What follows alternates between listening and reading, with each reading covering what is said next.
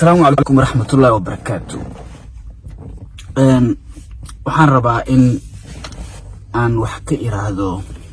ama Soomaalida aan u faahfaahiyo guul weyn oo taariikhi ah oo ay wiilasha Soomaalida ee 17 jirada qaranka Soomaaliya ku badacagta ay gaareen. sidoo kale waxaan rabaa in aan fariin u diro gudaha Soomaalida wax galka ah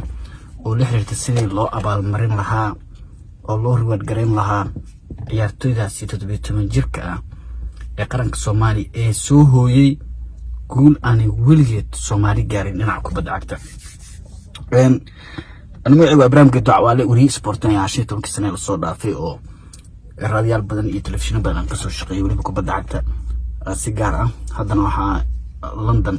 كلا شقي لندن سومالي بي بي سي الراديا قيبت عيارة سبتدا مركا مو إيجو خبرت دي ذا iyo waxa aan ka aqaano kubadda cagta maxay ka dhigan tahay guusha ay gaareen Soomaaliya. dad badan waxa laga yaabaa inaysan fahamsaneen in durbaba ay wiilashaasi gaareen guul weyn oo wali hore Soomaaliya u gaareen ayadoo finalka bari ciyaarayaan. finalka haddii ay badiyaan iyo haddii laga badiyaba muhiim maaha. finalkaasi ay gaareen waxay sameysay taariikh aan wali hore Soomaaliya u sameeyeen oo ay mudan yihiin in ayagoo nool xataa taalooyin loogu dhiso lagu abaalmariyo Soomaalida ay si weyn u soo dhaweeyaan. wiilashaasi 17 jirada waxay ciyaarayaan dabcan koobka la yiraahdo under 17 ama ciyaartoyda da'da ku haysto 17 sano ee Sakafa ama dalalka bariga iyo bartamaha Afrika. Ethiopia lagu qabanayaa in koobkaasi ay xul qaadaan ka sukow. waxa uu koobka sidoo kale yahay isreebreebka koobka qaramada qaaradda Afrika oo sanadka dambe lagu qabanayo Algeria. koobkaasi qaramada qaaradda Afrika dabcan waa dhacdo isboortiga kubadda cagta ugu weyn ee qaaradda Afrika. marka in koobkaasi laga qayb galaayna waxa ay tahay darajo aad u sareysa oo wadan walba uu ku riyoodo qaaradda Afrika. marka zona ay Afrika loo ciyaaraa isreebreebkooda 12 dal oo kaliya ayaa ka qayb galaysa koobkaasi qaramada Afrika ee Algeria ka dhacaya sanadka soo socda. 12kaasi dal waxay ka soo baxaan isreebreebyada 54 dal ee qaaradda Afrika iyadoo zonal ama regional loo qaybiyo East and Central Africa anaga ah waqooyiga Afrika bariga galbeedka Afrika wax noocaas ah. marka 12 dal oo kaliya ayaa imaanay weligeed Soomaaliya ma tagin heer kasta ahaato leveliska under 17 under 20 under 21 iyo senior intaba weligeed Soomaaliya kama qayb gelin koobka qaramada qaaradda Afrika. hase yeeshee markan wiilashaasi ayaa suurta geliyay sanadka soo socda Algeria ka ciyaaraan kala mid noqdaan 12 dal ee Afrika ugu fiican ee kubadda cagta ee 17 jirada. waliba koobkaasi haddii ay semifinal ka gaaraan koobka adduunka ay ka qayb gali doonaan. marka waa taariikh aan weligeed la gaarin. haddaba sidee ku yimideen 12 dal hadda Afrika bariga bartamaha Afrika oo Sakafa ah ee isreebreebkooda hadda Ethiopia lagu qabtay 6 dal ayaa ka soo qayb galay. dhowr dal xataa waxa ay ku fashilmeen dadku aysan ogeen CAF waxay qaadaysaa xiriirka kubadda cagta Afrika. MRI scan waxa la yiraahdo ciyaartoyda la hubinayo Djibouti ku dhacday, Rwanda ku dhacday, Sudan ku dhacay saas ugu soo qayb gali waayeen koobka. 6 dal ka qayb galeen. labada dal ee finalka yimaada ayaana koobka qaramada Afrika aaday. marka maadaama final yimideen wiilashii waliba ay garaaceen xulka koobkan difaacanaya Uganda xulka martigelinaya Ethiopia waxa ay sameeyeen wax aan weligeed Soomaali sameeynin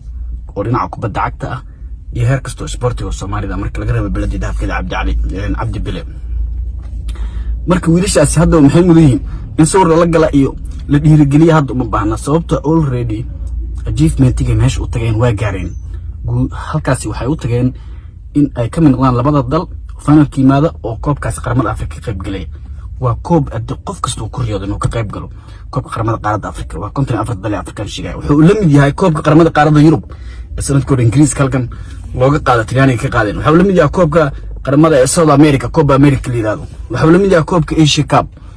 marka waa koobka qaramada qaaradda Afrika laakiin level iska ay kala duwan oo ah under 17 under 20 iyo senior. marka 17ka haddii ay semifinal tagaana koobka adduunka ay tagi doonaan Peru ka dhici doona. marka waxaas wax hore loo gaaray ma. marka waa in ciyaartoydaasi aniga baaqi waxa uu yahay finalkaas inay badiyaan koobka soo qaadaan waxa way bonus dheeraad ah. laakiin already waxa ay gaareen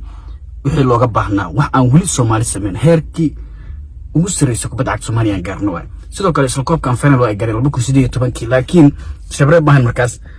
in koobka qaramada Afrika hadda wiilashaas ka qayb gali doonaan wax weyn waay marka ani baaqayga waxa uu yahay kubadda cagta adduunyada horumartay dadka heer ka gaara dadkooda way abaalmariyaan waa la hormariyaan marka ani baaqayga waxa uu yahay wiilashaasi waa 23 ciyaartoy iyo 4 macallin aad u fiican Nuur Amiin oo ciyaartoydii hore ayaa wata marka isku darto 23 plus 4 waa 27 Soma 27 kaas ciyaartoy in baaldahaba Soomaalida ka galaan si waradooda la sharfo xiriirka kubadda cagta wasaaradda isboortiga meel kasto isboorti istaadiyaasha waaweyn ee Koonis iyo Muqdisho iyo kan jaamacadda meel kasto lagu dhajiyo la karaameeyo maadaama darajo aan weli Soomaali gaarsiiyeen sidoo kale maxaa laga rabaa Soomaali kasto wax gal ah hadii aan la siyaasiyiin min madaxweyne ka bilaaw ilaa iyo gudoomiyaha gobolka ganacsato dadka wax galka fanaaniin wariyaal in ciyaartoydaasi qof kasta sidoo uu u abaalmarin karo inuu abaalmariyo waa waajib qaran shirkadaha ganacsiga hadii isgaarsiinayaan telefoon free la siiyo access internet weligood ah hadii shirkadaha kale qalabka sportiga free lagu siiyo carwooyinka in ay u sameeyaan discount 50% noloshooda inta ka dhiman adduunyada waa sida free waxba lagu siin laakiin maadaama dalkooda achievement weyn gaarsiiyay yihiin oo la foodi horeen oo magac Soomaali ku ciyaarayeen markii laga badiyay wacayna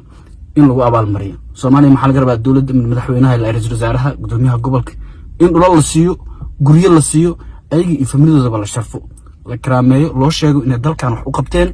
Soomaalidan ay wax u qabteen waxa ay lamid yihiin dalkan xoreeyo kale marka laga fiiriyo heerka kubadda cagta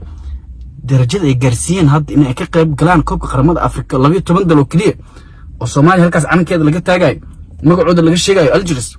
wax oo maahan xataa lagu riyoonayo xataa maahan wiilashaas nasiibkooda noqdeen in la dhiirigeliyo gobolka Banaadir iyo gobolada kale ay ka kala yimaadeen ciyaartoyda in dhul la siiyo baawuro la siiyo la sharfo waxbarashada iskuulaadka manhajka lagu daro wax qabadkooda sawirada meel kasta la dhajiyo fanaaniintan oo siyaasiyiinta macna la'aanta u heesaba inay u heesaan heeso dhirgelin la siiyo wariyaasha waxa laga rabaa localka in ay documentary ka sameeyaan magacyadooda familiadooda ayaga dhan achievement fiican gaarsiiyeen an ayagana la gaarsiiyo la tuso inay dad leeyihiin